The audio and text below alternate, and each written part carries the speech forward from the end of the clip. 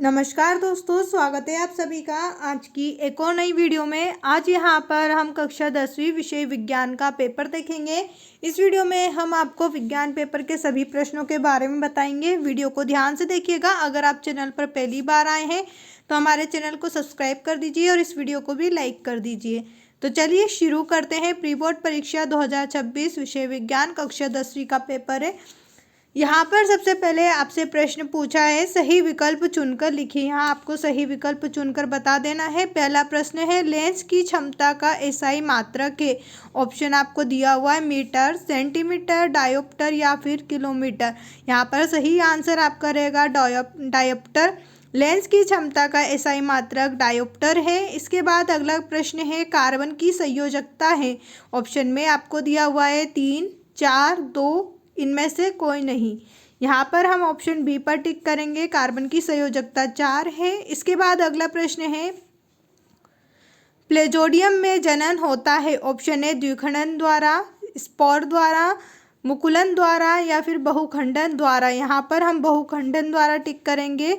प्लेजोडियम में जनन जो है बहुखंडन द्वारा होता है। इसके बाद नंबर 4 पर है, स्वपोषी पोषण के लिए आवश्यक है। स्वपोषी पोषण के लिए क्या आवश्यक है? कार्बन डाइऑक्साइड तथा जल, क्लोरोफिल, सूर्य का प्रकाश या फिर ये सभी। यहाँ पर हम ये सभी पर टिक करेंगे। स्वपोषी पोषण के लिए सभी आवश्यक है।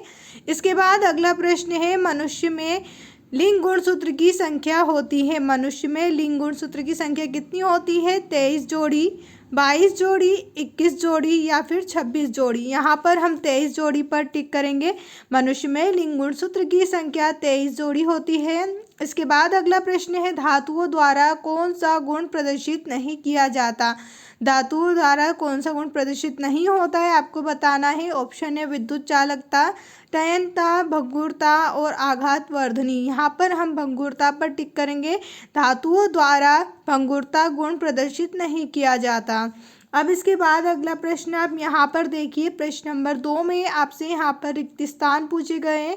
या रिक्त स्थान आपसे 6 नंबर में पूछे जाएंगे। तो चलिए इन्हें भी हम देख लेते हैं। पहले रिक्त स्थान में यहाँ आपसे पूछा है, नर युग्मक एवं मादा युग्मक के संलयन को कहते हैं।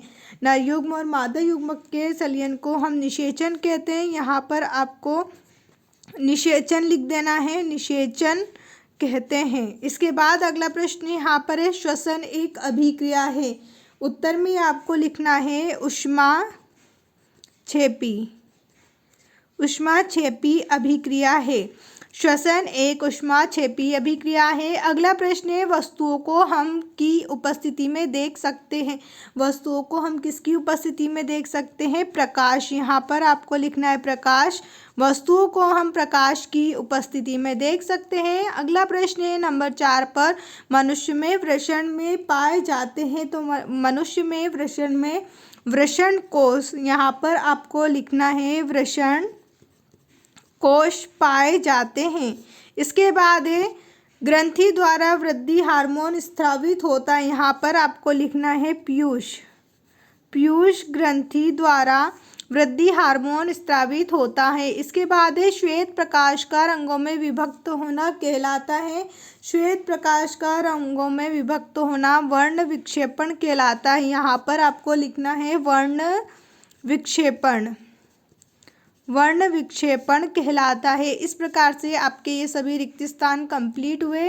अब इसके बाद आप यहाँ पर अगला प्रश्न देखिए। यहाँ आपसे नंबर 3 में सत्य असत्य 6 नंबर में पूछे जाएंगे। पहला है, हीरा सर्वाधिक कठोर पदार्थ है। यहाँ कथन आपका सत्य रहेगा, हीरा जो है सर्वाधिक कठोर पदार्थ है। इसके बाद नंबर 2 है, प्रतिक्रिया तंत्र हार्मोन की क्रिया द्वारा नियंत्रित होता है। यह कथन भी आपका सत्य रहेगा। इसके बाद अगला प्रश्न है, दही में एसिटिक अम्ल होता है। यह कथन आपका असत्य है। इसके बाद है, कार्बनिक यौगिक विद्युत के कुचालक होते हैं। यह कथन आपका सत्य रहेगा। ऊर्जा का पिरामिड सदैव सीधा बनता है। यह कथन भी आपका सत्य रहेगा। इसके बाद अगला प्रश्न है, RCHO एल्डिहाइड का सामान्य सूत्र है। तो यहाँ कथन भी आपका सही रहेगा। अब इसके बाद प्रश्न नंबर 4 में आप देखिए, यहाँ पर आपसे सही जोड़ी 6 नंबर में पूछी जाएगी। सही जोड़ी में आपसे पहले पूछा है ओम का नियम, जिसे हम V बराबर IR से मिला देंगे। यहाँ पर मैं नंबर डाल दे रही हूँ। विभवांतर का मापन, जिसे हम वोल्ट मीटर से मिलाएंगे। इसके बाद है प्रतिरोधकता का मात्रक, प्रतिरोधकता के मात्रक को हम ओम मीटर से मिला देंगे। इसके बाद है अनुवांशिकता का जनक, तो अनुवांशिकता का जनक ग्रेगर जॉन मेंडल को कहा जाता है। सिरका, सिरका को हम मिलाएंगे एसिटिक अम्ल से। इसके बाद हमारा आखिरी बचा हुआ बेंजीन, जिसे हम C6 से H6 से मिला देंगे। अब इसके बाद यहाँ पर आपसे प्रश्न नंबर 5 में 6 नंबर में एक वाक्य में उत्तर पूछे गए हैं। यहाँ पर आपको एक शब्द या एक वाक्य में उत्तर बताना है। पहला प्रश्न है, एक इलेक्ट्रॉन पर कितना आवेश होता है। यहाँ पर आपसे पूछा गया है एक इलेक्ट्रॉन पर कितना आवेश होता है। उत्तर हम लिखेंगे 1.6 × 10⁻⁻19 कूलाम। अब इसके बाद अगला प्रश्न है, अंतरिक्ष यात्रियों को आकाश कैसा दिखाई देता है। तो अंतरिक्ष यात्रियों को आकाश जो है काला दिखाई देता है। यहाँ पर आपको काला लिख देना है। नंबर 3 पर है, अम्ल एवं क्षारों की अभिक्रिया को कहते हैं। अम्ल एवं क्षारों की अभिक्रिया को उदासीनीकरण कहते हैं। क्या कहते हैं? उदासीनीकरण कहते हैं। इसके बाद अगला प्रश्न है, वंशागति के नियम किसने दिए। वंशागति के नियम जो है वो गेगर जॉन मेंडल ने दिए। इसके बाद आप देखिए, यहाँ पर नंबर 5 में आपसे पूछा है, ग्रेफाइट में एक कार्बन परमाणु अन्य कितने कार्बन परमाणुओं से जुड़ता है। यहाँ पर आपको 3 लिख देना है। ग्रेफाइट में एक कार्बन परमाणु अन्य 3 कार्बन परमाणुओं से जुड़ता है। इसके बाद है नंबर 6, रेटिना पर प्रतिबिंब कैसा बनता है। तो रेटिना पर प्रतिबिंब जो है वो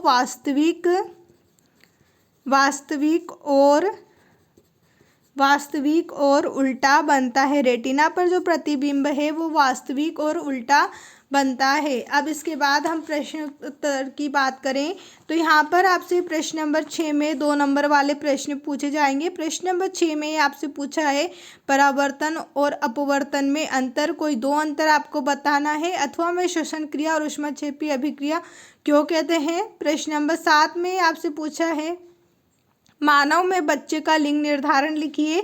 अथवा में क्षारक किसे कहते हैं, समझाइए।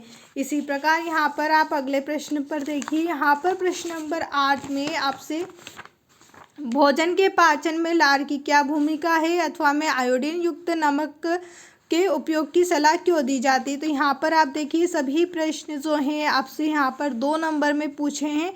प्रश्न नंबर 8 से लेकर तो प्रश्न नंबर यहाँ पर आप देखिए 15 तक आपसे जितने भी प्रश्न पूछे गए हैं, यहाँ सभी प्रश्न आपसे 2 नंबर में पूछे गए हैं। आप इन जिन भी प्रश्नों का उत्तर चाहते हैं मुझे कमेंट करके बता सकते हैं। आपको हमें प्रश्न नंबर बताना है कि हमें इस प्रश्न नंबर का आंसर चाहिए। कमेंट करके हम आपको उसका आंसर टेलीग्राम चैनल पर बताएंगे। टेलीग्राम चैनल ज्वाइन करने के लिए मैं आपको नीचे डिस्क्रिप्शन में लिंक दे रही हूँ, जहाँ से आप हमारे टेलीग्राम चैनल को ज्वाइन कर सकते हैं, जहाँ आपको इन सभी प्रश्नों के उत्तर बताए जाएंगे। अब अगले प्रश्न पर आप देखिए, प्रश्न नंबर 16 में आपसे जो है 3 नंबर का प्रश्न पूछा जाएगा। प्रश्न नंबर 17, 18, 19 ये सभी आपसे 3 नंबर वाले प्रश्न पूछे गए हैं। इसके बाद आप यहाँ पर देखिए, प्रश्न नंबर 20 में आपसे एक केक बनाने के लिए बेकिंग पाउडर का प्रयोग किया जाता है। यदि घर पर आपकी माताजी केक बनाने के लिए बेकिंग सोडा का प्रयोग करें तो यहाँ पर आपको ऑप्शन दिए गए हैं। यह प्रश्न आपसे 3 नंबर में पूछा है। उसी के अथवा में आपसे संरचना सूत्र पूछा है, एथीन, प्रोपेन, ब्यूटेन और एथेन का।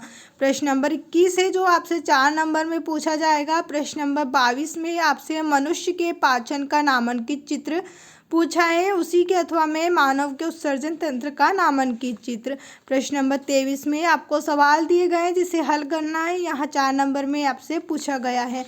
उम्मीद है आपको हमारी ये वीडियो पसंद आई होगी। अगर अभी भी कहीं डाउट है तो आप मुझे कमेंट करके पूछ सकते हैं। वीडियो देखने के लिए आप सभी का धन्यवाद। चैनल को सब्सक्राइब करना बिल्कुल ना भूलें।